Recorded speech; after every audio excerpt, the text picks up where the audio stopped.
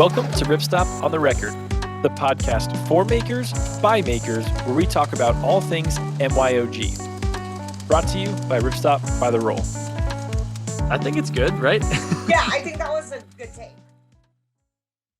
Hey everybody, welcome to Ripstop on the Record. I'm Jameson. And I'm Isaac. And I'm Carter. No, you're not. You're a smart guy. Couldn't get one past you. In this episode, we will be talking about X-Pac, specifically about what happened to kind of the prominence that they once knew, why this material seems to be losing some market share, plus we're going to talk about some things that you may not actually know. Despite what it might sound like off the bat, we think that it might be maybe an underrated product, and there are a lot of things that people don't understand about this that might put it, bring it back to some of the limelight that we think it deserves. Back on your radar. Exactly. There's been some new stuff out there. We'll talk about all that soon. But first, a few updates. Yeah, make sure that you go and check out the new colored zipper tape and zipper sliders. There are, I believe, 5 new colors of number 3 YKK Eurotech zipper. So I've made a bunch of stuff with it already, and they look awesome. So Blaze orange, coyote brown. Yep. Brown. Sorry. Brown. Moroccan blue. Yep. Neon. Olive drab. Yep. Yeah. Good colors. Go check them out. Also, I did want to talk about one of the things that you made recently, just because I kind of like plugging some of the new stuff that we're making. So can you tell me about your new pack? Yeah, so I recently downloaded a pattern from Stitchback Gear. I say downloaded, but I purchased a pattern from then downloaded it. Yeah. It's called the DL, or the Daylight Pack. The down low. Yeah. So it's essentially a super lightweight, simple, very lightweight pack. It's like a packable pack, right? It's the one that you can like keep in your duffel bag pack, for like when you get to a destination. That's what I was trying to think of. But yeah, I made it because I wanted to have exactly what you just said, something that I could use, like turn it inside out, use it as a stuff sack, and then when I get to wherever I'm going, I can just use it as a very lightweight day pack. So yeah, it turned out really good. Made a couple of them. First one made with 210D grid stop, and then the second one I made with 2.2 hex 70 PU. Yep. I like that you use the 2.2 hex 70. I haven't worked with that material in quite some time, but it's definitely a sleeper for like the ultralight packs and bags and stuff like that. Sure. It's a good looking material as well. Yeah. The one mistake I did was use the PU coated 2.2 for the drawstring also. It is quite sticky, so it doesn't draw string very well. Doesn't draw very well. Yeah. Makes sense. Yeah, check out that pattern. Also, we're going to be releasing, it's not really releasing a pattern. I just made this wallet the other day off of some inspiration that I had looking at some EDC wallets. So keep your eye out on Instagram for that. There's going to be a free downloadable instruction, if you will. We don't have any, this is not like an official pattern. We don't really have the rights to this design at all. We just figured that if we're going to post a reel, then I'll help you guys out. I threw together a little PDF that I had to help me with. So if you want to see that wallet, check it out. You can probably make it with 2.2 hex 70. Yeah. As always, like, comment, rate, subscribe, review. Go check it out on YouTube. If you want to watch us talk about X-Pac, you can look at Isaac and my wonderful faces and his great stash and my lack of any facial hair whatsoever. Let's get on to the episode. Let's do it.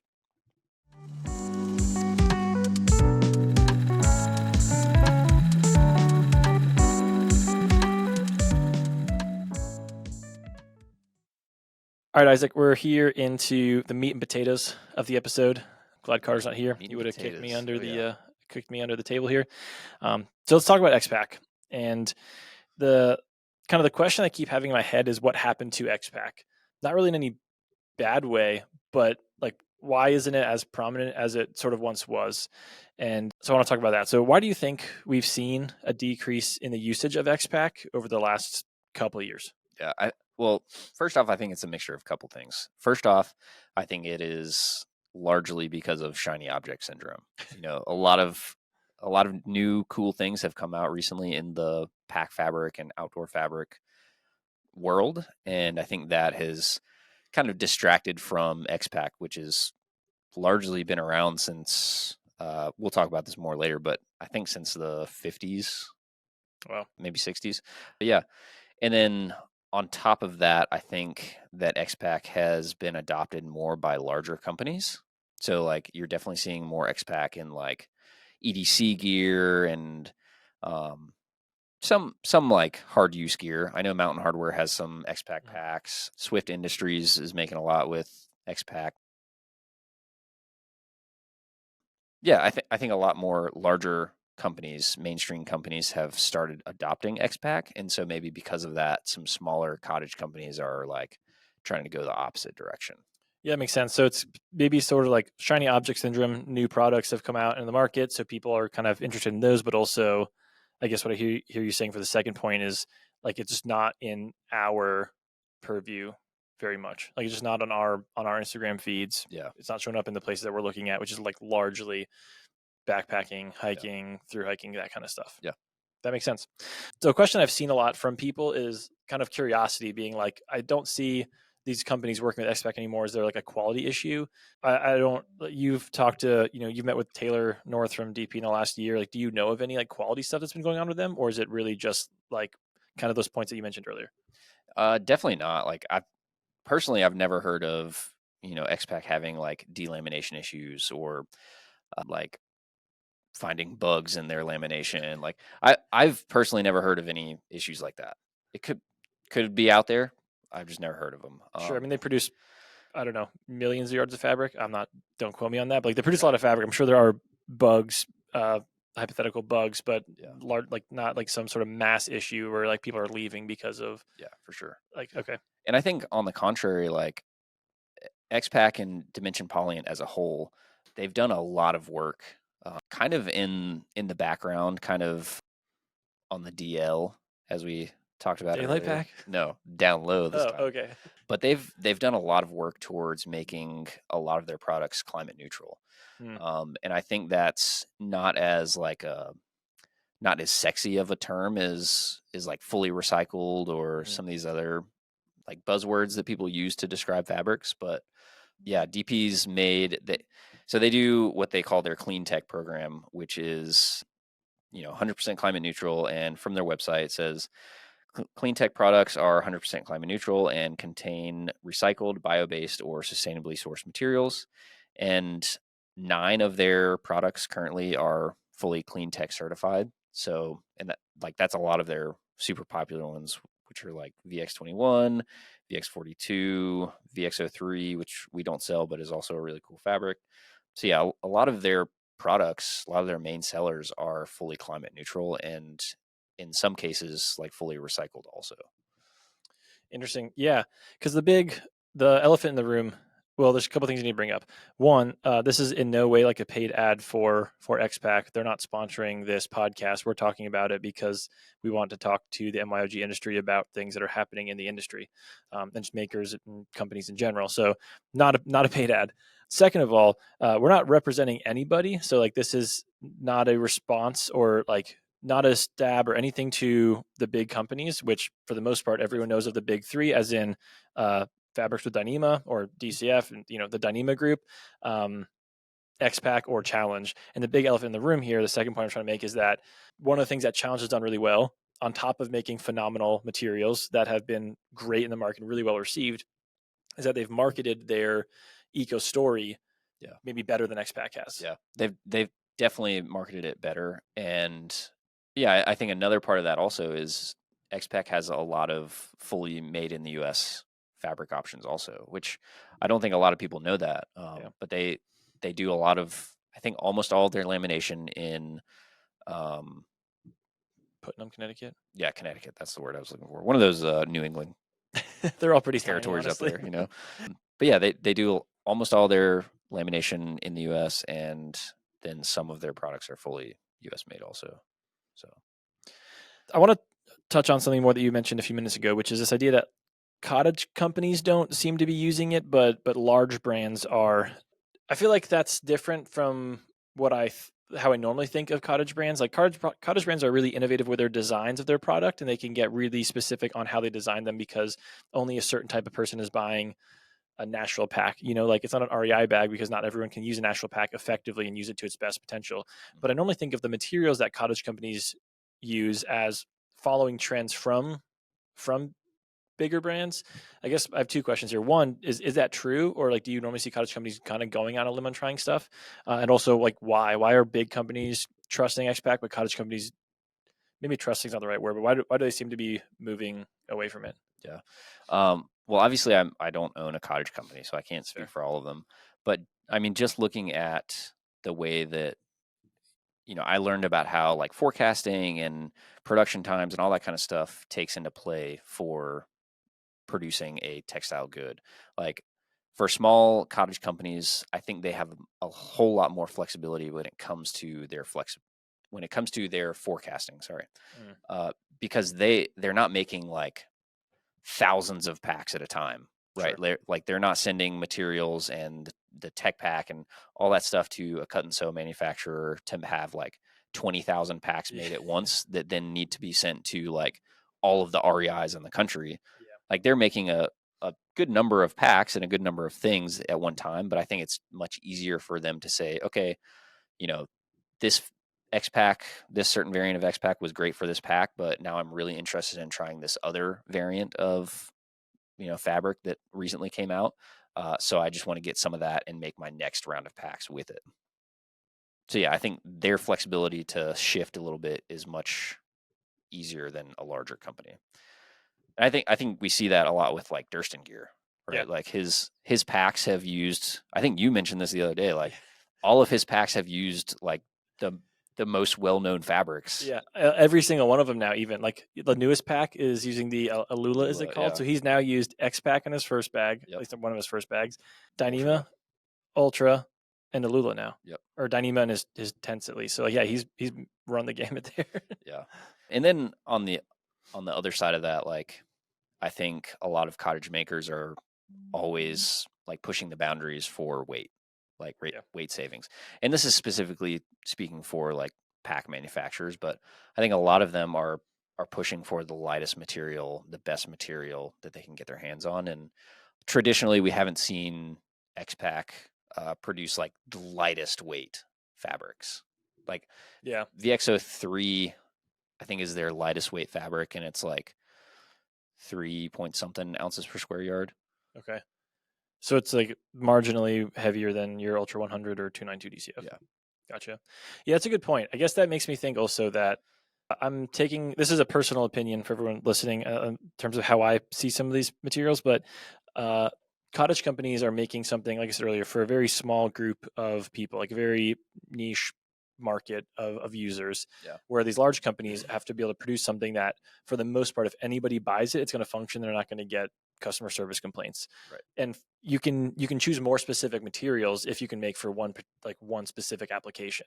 Yeah. So is that I guess what I'm saying there is a lot of the X-Pac materials are extremely utilitarian, where like VX07 is an ultralight pack fabric, but it has, I think, a 50D woven backing. It's a 4-layer material. Like it has a very robust construction method for being an ultralight material, where you have less to think about versus something like a 292 DCF, which is an amazing pack material, but you have to utilize it very correctly, even as a user, to get the most out of it. Yeah, I mean, there's definitely much less customer education that has to go into stuff like that when you're using slightly heavier materials. And I think from like larger brands' perspectives, it's easier for them to just put stuff in stores and sell it rather than like putting a lot of work into in-depth customer education and like, ensuring that their customers know how to treat their products properly. Yeah, because they can't, like, you can't control the customer education process if you're going to be placed in a bunch of stores. Right. Doesn't mean they're not amazing packs, but you're just going to approach that very differently, I guess. I think someone like Carter or us, or like someone who is really interested in like the most ultralight, the right tool for the job. Yeah. Like we're gonna like specifically research the product that we're buying, right? Yeah. We're going to look at 292 or whatever material it is in question, say, okay, these are its strengths, these are its weaknesses, this is how I need to treat it differently than if I were throwing on a 1,000 Cordura rucksack on my back and, like, I don't know, drifting through the Rockies or something. Through the Rockies. Name of your next autobiography. Yeah. Drifting through the Rockies. I don't know how you're going to end up in the Rockies, but we'll get there later. So that's like the cottage company side. What about DIYers? I don't have any sales data pulled up in front of me right now, but that's still a material that's widely loved by a lot of people, but it's not showing up to the same extent that it once was in the hands of DIYers. Why do you think that is? Yeah, I mean, honestly, partially, again, I think it's the shiny object syndrome. Ripstop by the Roll has done a great job of providing, new materials and the latest materials to DIYers. That was a very slight pat on the back for yourself. Yeah, as thanks the product to coordinator. thanks to the products team in large part. I know they do a lot of work and they're really great at their jobs. But anyways, but great looking guys too. yeah, Smart. I would honestly be interested in hearing what what our listeners have to say about that. Like, what are your thoughts? What do you think about X-Pac and maybe why it hasn't been used as much recently? Yeah, that would be interesting to see. Drop us a message, Instagram, YouTube, or customer service. Just let us know what about X-Pac you like or dislike, and maybe we'll dispel some of those fears or inspire you in a new way. So there's a chance that there are people listening that may not know the full X-Pac line or the best applications for these things. We've probably instilled a lot of questions about what X-Pac is and what it isn't now in this first part of the episode. So I sort of want to lay it out there for people now that may not know the entire product line stuff. So let's talk about the lines first. Okay. They break it down into 3 lines: X3, X4, and LiteSkin. Can you explain what those lines are, what some of the most popular materials are in those lines, and then we'll talk about applications after. Yep. So the X3 line, which consists of a lot of really good fabrics. Probably the main ones that our customers would be familiar with would be the RX line, so like RX15, RX30, and RX36. I think. Oh, and X50. Some of my favorites. Yeah, we also sell X50. So the X3 product line is basically a woven face, then the X-Ply, which is at 33 degrees, and then you have an exposed film backing. I'm just kind of thrown off by the 33 degrees. It's been like cemented in my head that it's 22 degrees for X-Pac. I'm kind of thrown off. Hold on. Let me make sure I'm saying that. It's 22. Is it really? Yeah. It's the same as the other ones, right? Yeah. Man, Isaac. We just talked up the products team a whole lot, and then you pulled this. Where did I get 33 degrees from? I can actually see it. It's like, the same number, 2233. Okay, I feel way better knowing that's 22 degrees. So basically film back with a woven face. It's got the X-Ply in there. That makes sense. So X3 meaning 3-layer. So what's different about the X4 line? So the X4 line also has, those 3 layers to begin with, but then it just has a woven polyester backing. In most cases, it's polyester. So that's stuff like VX07, VX15, VX21. I guess V21 RS would fall into that category, but that's like custom RBTR fabric, right?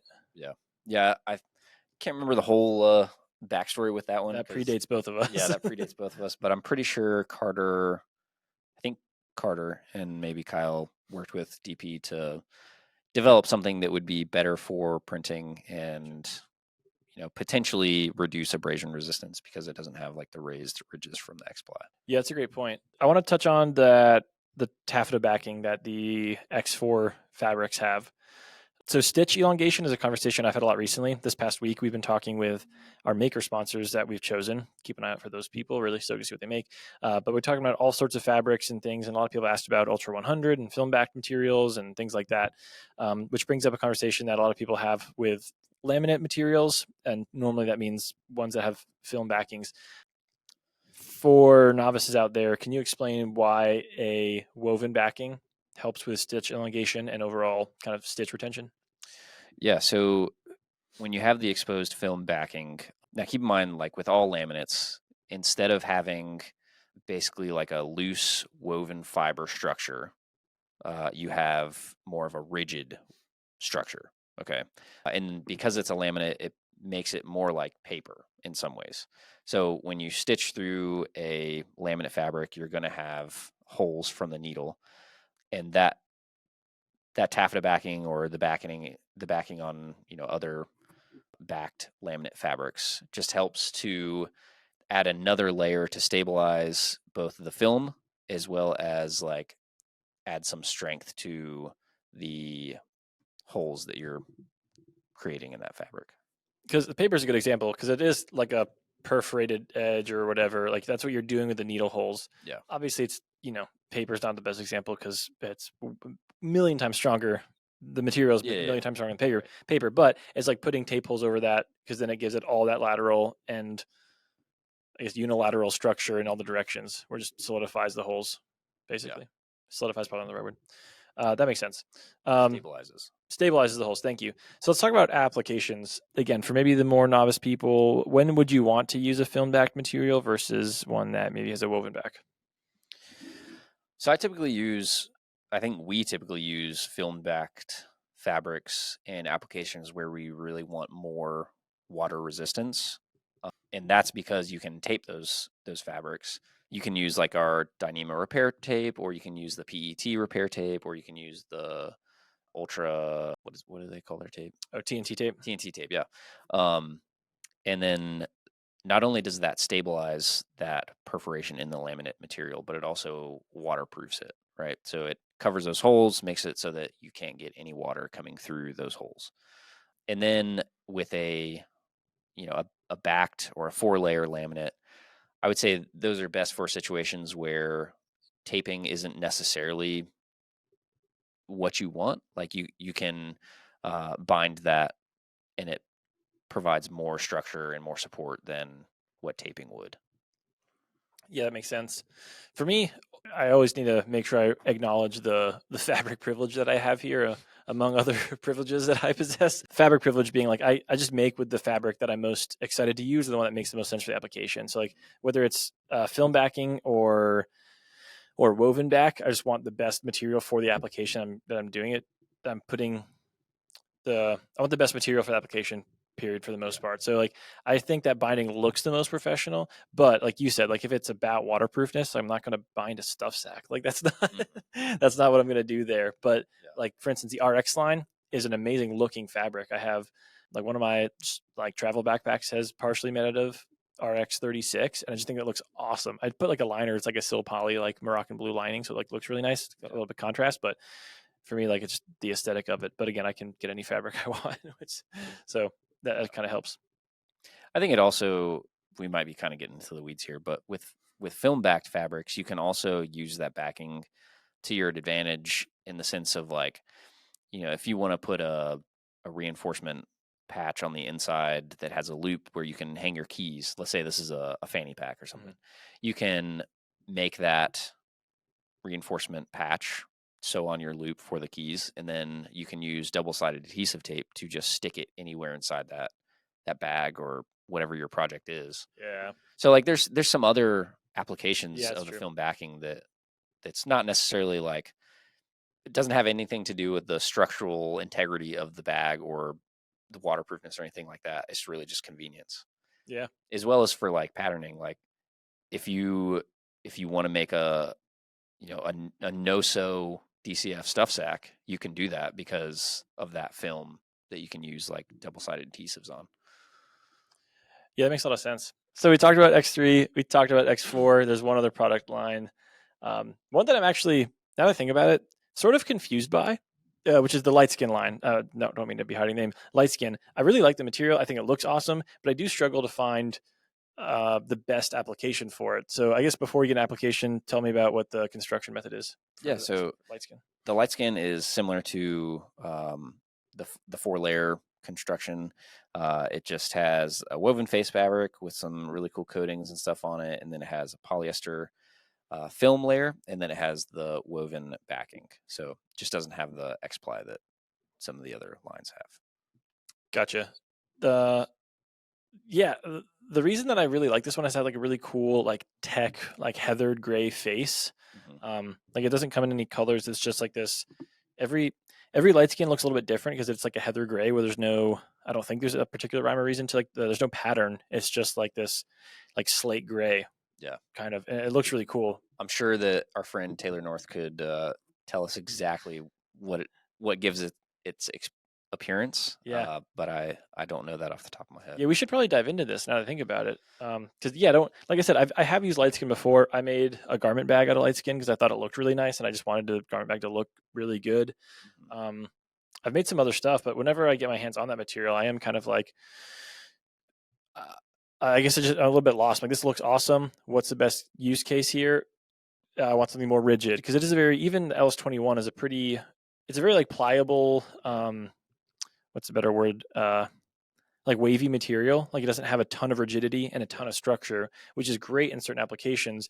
But when you're looking at packs and bags, like something like RX36 or VX21 is going to have a lot more rigidity and kind of give you that shape of a bag, where LiteSkin won't offer that too much.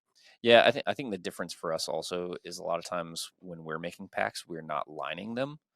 Yeah. Whereas with like a lot of more larger scale, like commercial backpacks, in most situations they're lined and have multiple layers. Sure.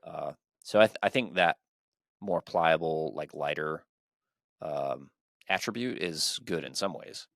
Yeah, no, absolutely. Yeah, because I guess when I think about the popular applications of LiteSkin that I've seen some packs, but really ultralight packs, and then I've seen the opposite. What you're talking about, like EDC travel bags, maybe not EDC, but like very travel centric, like airport travel type bags, where they just want like a really clean, like tech looking, like think of the aesthetic from like Boundary and Air and Alpaca gear, like that kind of aesthetic. Like I've seen them in applications like that, and those are all companies that use other versions of X-Pac in their projects as well. Yeah. So let's talk about applications now. Sometimes, like LiteSkin, people can find difficulty in the best application for X-Pac materials. So what are some of the things that you made with X-Pac, and why did you choose that material? Man, I've made quite a few projects with X-Pac. First and foremost, I think my first few projects that I worked on with X-Pac were our X50 in woodland, simply because it was woodland camo. Because you're the only one of us that would have used it. Yeah, and I love woodland camo. So, yeah, I've made quite a few things with that. One of my favorite was I made a rifle sleeve for when I go canoeing, and it's basically like a rifle scabbard with like a roll top closure, to make it somewhat waterproof. And it's worked out pretty well. Haven't lost any of my rifles at the bottom of a lake or anything. So, I mean, they just repel water. They don't float, do they? well, I mean, since it's watertight, it holds air. So you just blow it up, make it into like a floaty. Yeah, That'd be wild. I mean, I wouldn't trust that, but Yeah, it wouldn't be a PFD, but yeah. Anyway, what else have you made? Let's see. So all the bags that I made for my truck, like underneath the seat, the storage stuff, all that I've made with X-Pac. I recently made I don't think I showed you this yet, but I made a document folio out of a newer X-Pac fabric that don't know if I can talk about yet. Blink if it's the one I think it is. Oh, wow. Yeah. We'll talk about that later. Yep. So can you think of any other? I can think about what I've made. I don't know about what you made. Yeah. I know I've made some like bike bags and stuff too with X-Pac, but. Oh yeah. Yeah. So when I first started working here, some of the very first things I made were with X-Pac because there was a lot of like misprinted colors or colors that were like a shade off from what people were looking for. And I nabbed those. Carter gave them to me and I just started sewing a ton. So like my first frame bag was made out of X-Pac VX07, like olive drab kind of color. Made some early backpacks, a burrito bag on one of my bikes. Actually, this is one of my favorite bags, even though it's one of the earliest ones. So on the first like nice bike that I got was a Fuji Cross Pro, and I got it on Craigslist, and it's a cyclocross bike. So the bottle positions are a little bit different from most bikes. Like most bikes, the bottle positions are really down in the triangle, kind of near like the cranks. And this one has a space that is like 4 inches across, 3 inches down, and 3 inches tall. Kind of, it's like this little triangle, and I made a bag to fit in there. Just that sits really in between there. It is because it's completely like you wouldn't recognize it at all. No one looks there, no one assumes it's there, but I can fit an inner tube, a multi-tool, tire levers, and a patch kit in there. So it's like most everything you need for your bike is just like sits down there. So that one's made at X-Pac. That one's super cool. But more recently, some of the stuff that I really like that I made with X-Pac, and I chose X-Pac for a reason, not just because like it was just available at the shop. I made my fly fishing pack out of X-Pac. That one was interesting. I just hadn't worked with X-Pac in a while. I really wanted to. I wanted a specific color. I wanted like the rhino color. Yeah. But I also really wanted like good abrasion resistance. And I guess I did specifically choose it for that, but also I wanted I just wanted to work with X-Pac, I guess, a little bit as well. Yeah. That one I lined with DCF actually because I wanted it tapeable as well. But like I really wanted the rhino color, not just to be black. Like fly fishing, predominantly summer around here. At least when I go, I don't have waders, so it's often hot. I didn't really want like a black pack sitting on my chest. So like the rhino gray, I thought would look good. Great abrasion resistance, great performance. VX07, so it's lightweight. All around. So yeah, but I put DCF on the inside of that so I could tape it because I had like Molly going across the front. So I really wanted to build tape everything, and I wanted the backing. So that the fly fishing pack, it's like a chest rig. I also get annoyed with fly fishing bags that don't have water bottle pockets. I made that one that has like a water bottle sleeve. It has like Molly attachments for everything, and then I made like a separate attachment that goes on the left side. So like the zipper goes from, it's like a zipper goes up one side and over the top, and then the other side is closed off because that's where I have like my phone, wallet, and keys. Because I also got nervous taking out, like pulling out my fly box and just like throwing my keys in the river or something. Yeah.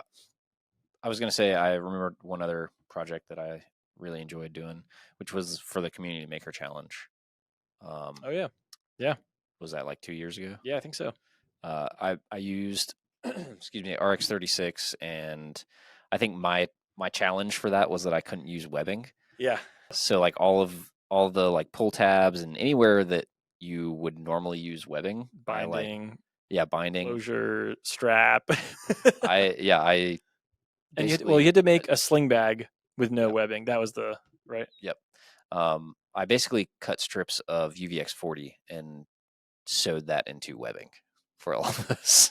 I just remembered today that we no longer carry UVX40, and I got kind of sad. Yeah. It made sense. Not very many people want a material that burly because that was UHMWPE with like two woven, like woven face and woven back.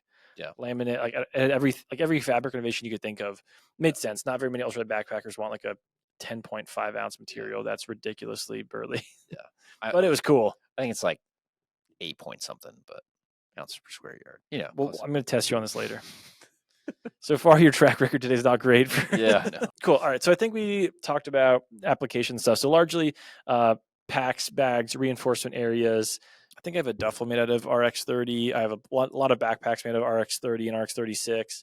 That fabric line specifically, I just really love. Something about all black, I think I just very much enjoy. Mm-hmm.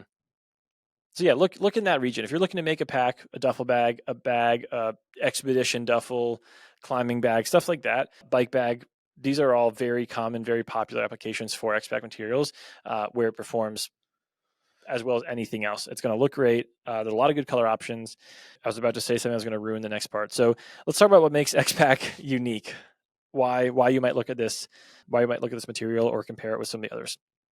So we need to understand the pros and cons of the material and why you might choose them. So let's talk about the pros of X-Pac materials. Yeah. So obviously with the laminate fabric, you have super high waterproofness, right? So like all the way across the product line, we see like incredibly high hydrostatic head numbers. So like from VX21 to UVX40, which like you mentioned, we don't sell anymore, unfortunately, RIP, they all have a 200 plus PSI test rating for hydrostatic head. And hydrostatic head is basically, think of taking like a dish of water, right? A bowl of water, and then putting your fabric on top of that and then like clamping it down so that it's a watertight seal, and then pumping that bowl full of air until it gets to a certain pressure, right? Gotcha. So the pressure is pushing that water up through the fabric, and as soon as you start seeing like 3 droplets of water on the face of the fabric, that's when the test ends. So imagine pumping that, bowl with 200 pounds per square inch of air. Like that's an incredible amount of water. Do you happen to know like what other PSI test results are? Like what comparable materials would?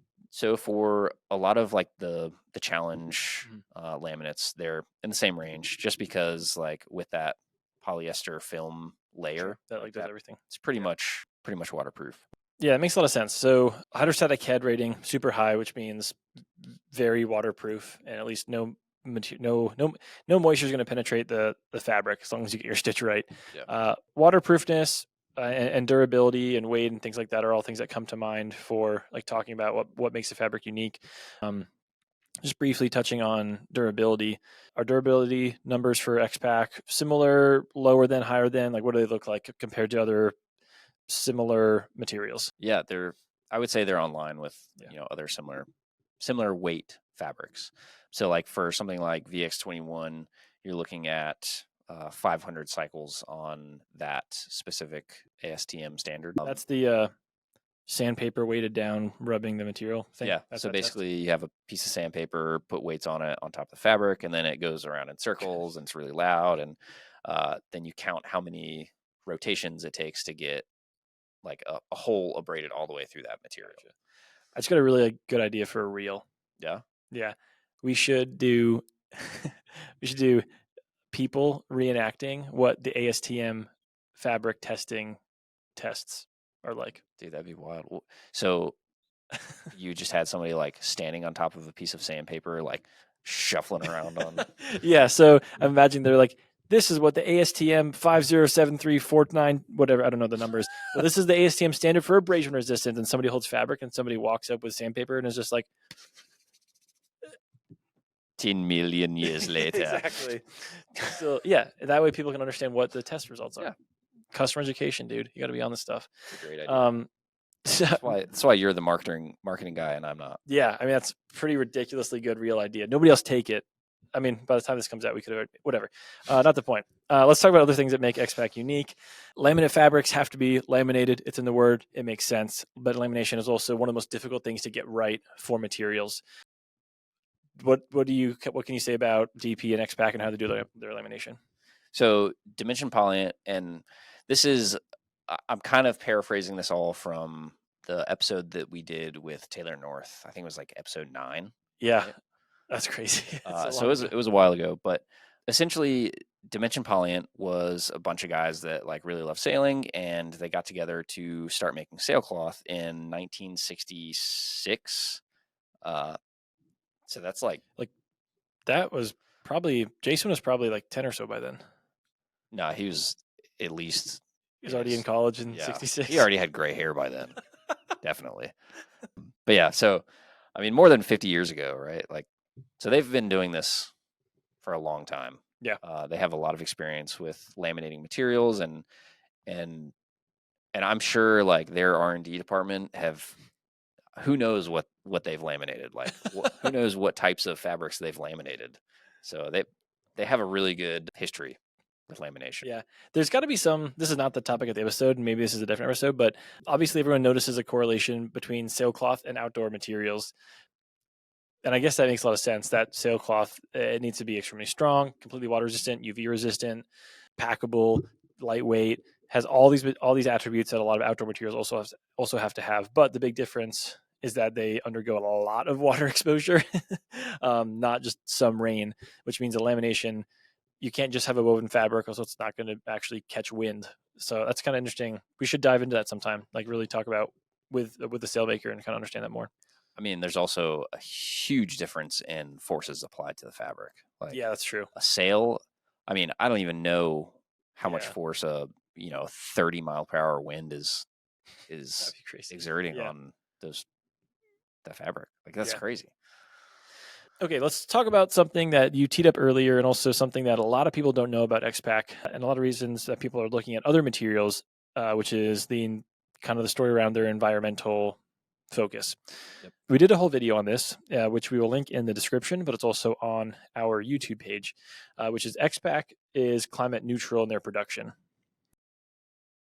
I know neither of us are environmental engineers, so we probably can't talk to this a ton. But one, why do you think this is something that people don't notice about X-Pac, and is this? Would you say this is equivalent to how other companies are talking about their environmental story? Yeah. So I'm, like you said, not any kind of environmental engineer. I'm just going off of conversations that I've had with Taylor about when they were kind of getting to this point, when they were getting to a fully climate neutral production facility and all that.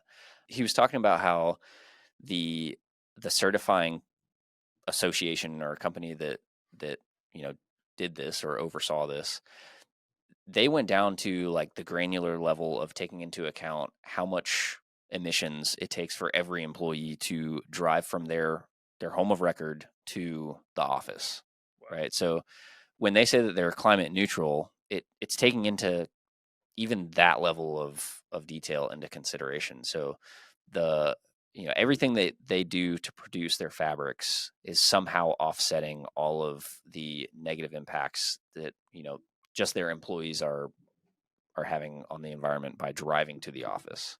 So it's definitely like on a much deeper scale than having just a recycled material, which is a great thing also, but it's like a different scale, I would say. Yeah, it's a great point. It also brings up, kind of reminds me of the Dyneema episode, or the episode when we talked to the people at Dyneema about their bio-based thing. And I guess what makes me really happy, this is one of my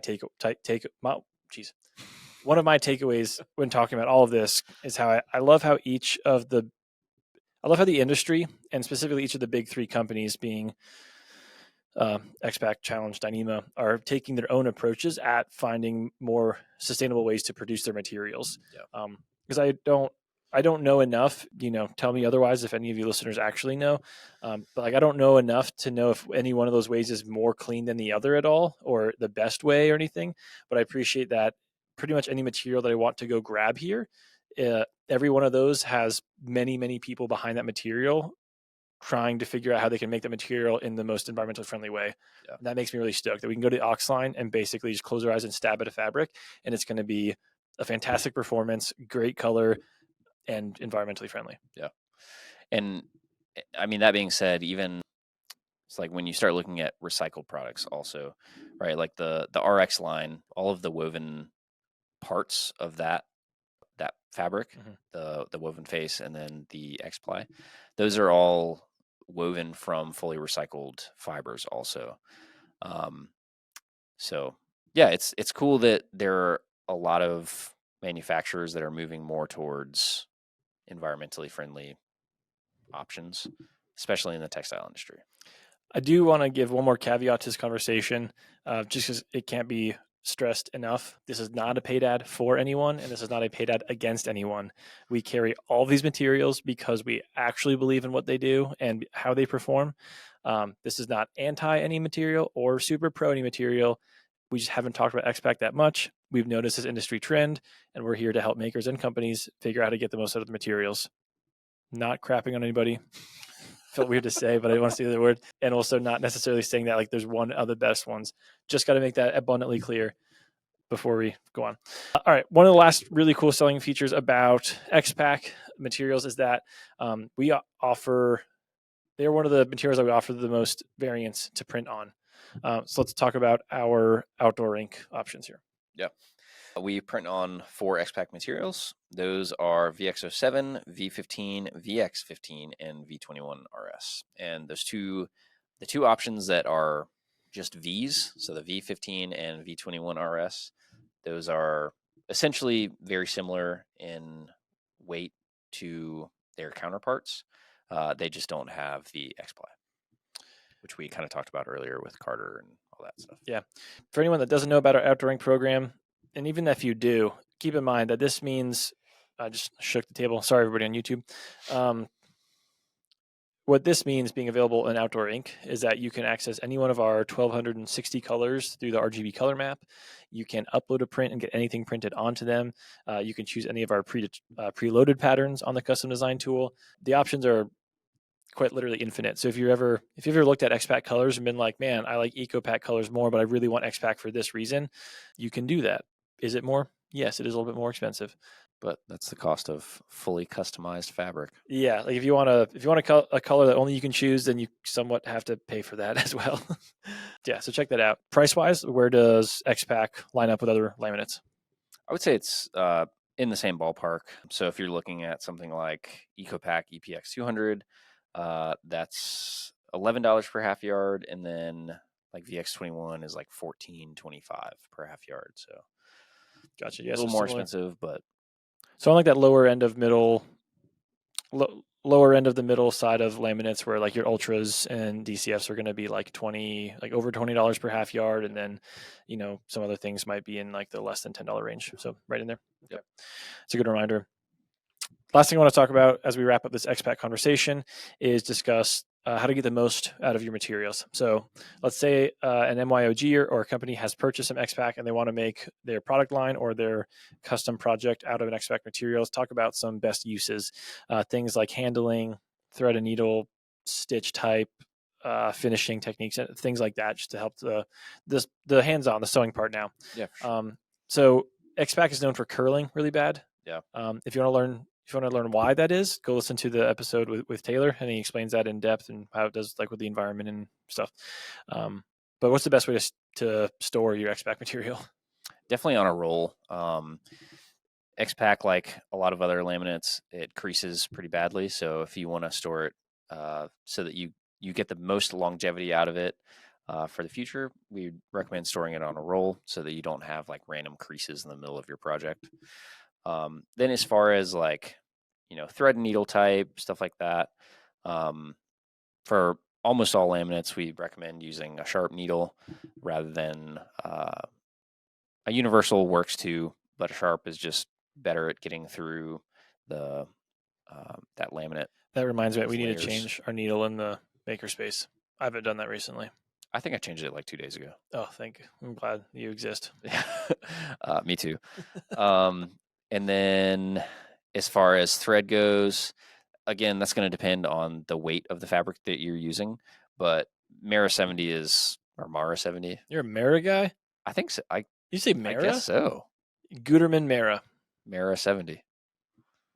Mara 70? I've always been a Mara guy. Wonder what our listeners are. Wonder if they're Mara or Maras. I just think very German, like Guterman Mara, like something pretty thick. Yeah. Anyway. I'm not sure if they're German either, but Mara 70. All right, Mara 70. Yeah, sharp needle. Stitch type. I mean, for the most part, laminates are not stretchy in any way. So that straight stitch is probably going to be your best bet. Because it is a laminate, would you go wider stitch length? Yep, definitely would recommend using a longer stitch length. Again, think of it like a perforation. Less holes, less likely to rip. Yeah. Not that it's going to rip anyway, but also less likely to let water in. Yeah. Finishing, any tips for binding and taping? We kind of touched on this earlier, but the film-backed variants, as well as things like DCF that have film on both sides, you can tape those, which is always a great option. That just helps to stabilize the stitch and fill in those holes and provide more strength to the seam. But if it's not a film-backed variant, then you can always bind. You can use bias tape. You can do a hem that encases the raw edge. There's a lot of different options. So I just thought about this, and this is not a question I know the answer to, but for when working with laminates, is there any reason not to do something like a flat felled seam or a French seam or something like that? Like, does it help to have the grow grain kind of cover that stitch instead of just use more material? I don't think there's any advantage to using Okay. one over the other than like if you have a seam where you're trying to reduce bulk, then binding would definitely reduce the bulk, because when you're doing like a flat filled seam, you're going to have like tons of 5 layers of that fabric in there. The benefit for me to not doing a flat filled seam or something like that is I don't have to account for the seam allowance in my math, because that's never a good time. Yeah. Cool. Well, Isaac, that just about wraps it up for our conversation regarding X-Pac. Is there anything else that you would kind of say to this whole conversation about why it feels like people have left X-Pac, why we think that they should come back to X-Pac, and also just why we think they should utilize all the materials that we have in our catalog?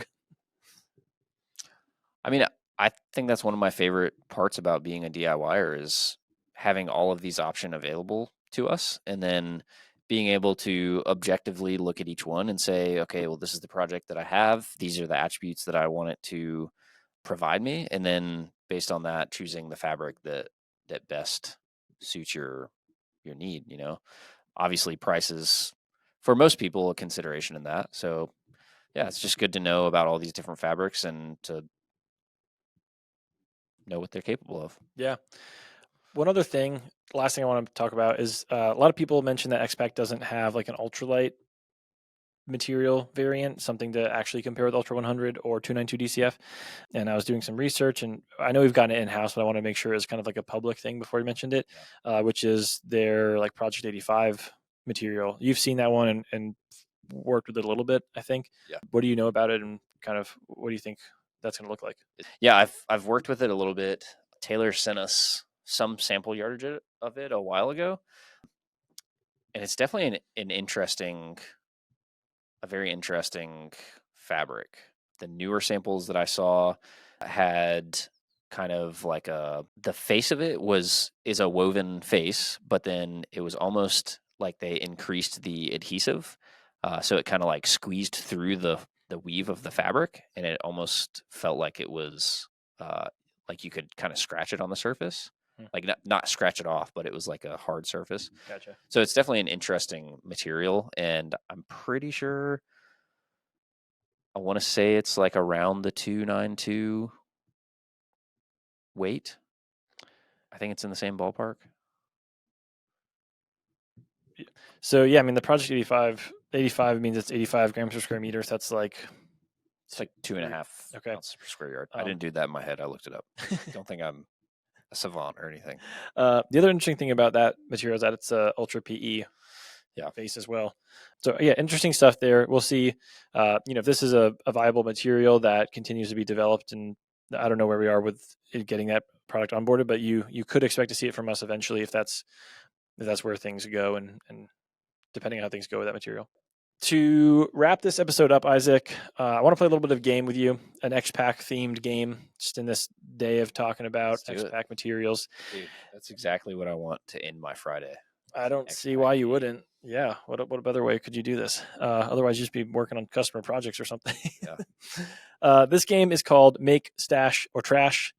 The idea is I'm going to give you a project, 3 materials. I held 4. 3 materials. You have to choose one to make the project with, one to stash, save it for any day, and one you have to say, I've worked with that a lot. I don't want that one. Gotcha. Got it? I got it. Any questions? I don't think so. Okay. Here you go. Number 1, your project is a dog harness. A dog harness. And your 3 options are RX30, 210D HDPE grid stop, or 210D Robic. I wrote 21,000 Robic. I mean 210D Robic. Goodness. What was the first option again? RX30. RX30. Okay. Okay, so considering I don't want my dog to overheat and potentially die, I'm probably not going to use like the fully waterproof option for this one. So, wow. Okay, I think I'm going to stash the RX30. Okay. Because I'm going to use that for a more waterproof project later. 210D Grobic. You can tell it's the end of a Friday right now. Both of us are struggling so hard with these words. 210D. No. Oh my gosh. 210D grid stop.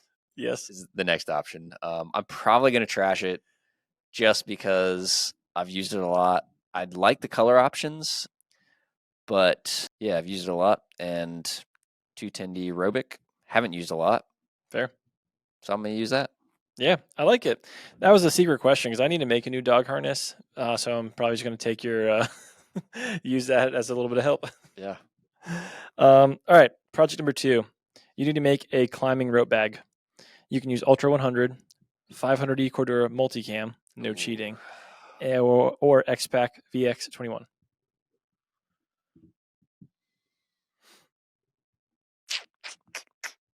Are we talking like alpine climbing or just like crag?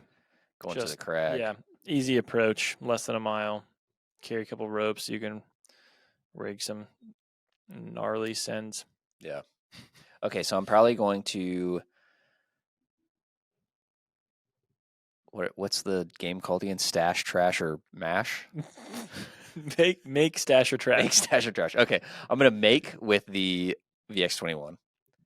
Okay. Just because I think it's a cool looking fabric, like be a cool like rope bag, whatever you want to throw in there. It's gonna do all that very well. 500D Cordura multicam while I am a sucker for camouflage and specifically multicam, I'm probably going to trash it just because I have used it a ton. If you bring one more camo thing home, your wife will not Yeah. be happy. Not to mention, I'm all for using the lightest and the best materials for any given application, and 500D quarter is not always Not that. it. And then Ultra 100, yeah, I'm gonna stash that.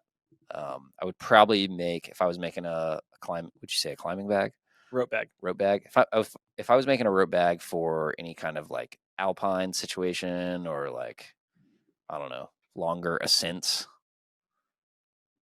I'd probably use Ultra 100 for that. Yeah. All right, project number 3. You need to make a laptop sleeve, laptop bag thing. Your options are 6.5 woven melange with Dyneema, LS21, or 3.9 ounce Venom UHMWPE PU coated. Well, as you were asking me, I had in mind that I would use LiteSkin. So I'm going to make it with LiteSkin simply because I think that's a cool looking fabric, especially for EDC type stuff. Just cool. Melange, I'm going to trash it. Yeah. It's just very heavy. Approximately 6.5 ounces. Yeah. It's like twice the weight of those other two options. Approximately. LS21 is 6 ounces. Is it? Yeah. I thought it was like, anyways, it's heavy. It feels heavy. It looks heavy. It looks heavy. So I'm gonna trash the melange and then stash the Venom. Good call. 3.9. I like this. I'm just gonna double check myself. Yeah, I guess 3.9 is not half of 6. LiteSkin LS21 is 4.8 ounces. I'm not really very close to being right. Yeah, that's closer to what I thought it was. Yeah. Okay, good work. All right, this is a bonus project. This is the last one. You don't have to hear us any longer after this. Maybe you like this game. If you do, actually, let us know. We do try to play some games at the end of episodes to make it more fun, a little more interactive, where we can talk about the fabrics in a less technical way. So let us know what you think about this. Your fourth and final project, Isaac, the last one of the day, maybe the last one ever. Cut that out. Project number 4 is you need to make your wife a bag. You need to make your wife, Camila, a bag of some sort. Your 3 options are X50 Tactical, Okay. Hyper D300, or 210D Robic. What kind of bag were you? That's up to you. I'm leaving some leverage here. You just have to make it for your wife. Okay. X50 Tactical. Okay, so if I'm just going with like a simple like fanny pack, hip bag, small bag, I'm probably going to go with X50 Tactical in black. Oh. Yep. Not in not in woodland. Simply because Camila does love some simple color options. She likes things that are utilitarian that can go with a lot of different outfits. So I think she'd like a black fanny pack. But then if I was going to make her something wild and crazy, let's say like a, I don't know, it's wild and crazy. Like just a wild and crazy fanny pack. Like if you're to go for a colorful option. Okay, then yeah, Hyper D300. Nice. OutdoorINK specifically. So, that's actually a great point. I love that. So you'd use X50 Tactical, make, stash, Hyper D300, OutdoorINK, and trash 210D Robic. Yeah. Cool. I love it. You spread the love very nicely there. Your answers were pretty spread out amongst the brands. I like it. Yeah. All right, let's shut this thing down, Isaac. They like the Swiss. What? Oh, neutral. Got it. Yeah. That makes sense. Yeah. All right, now let's shut this thing down. All right, everybody, as always, thank you for listening. Please let us know what you think about this topic, what your take on X-Pac is, what you're going to make with X-Pac next, because you should. Like, comment, rate, subscribe, review. Let us know what you like and dislike. As always, thanks for watching / listening. Stay golden, Pony Boy.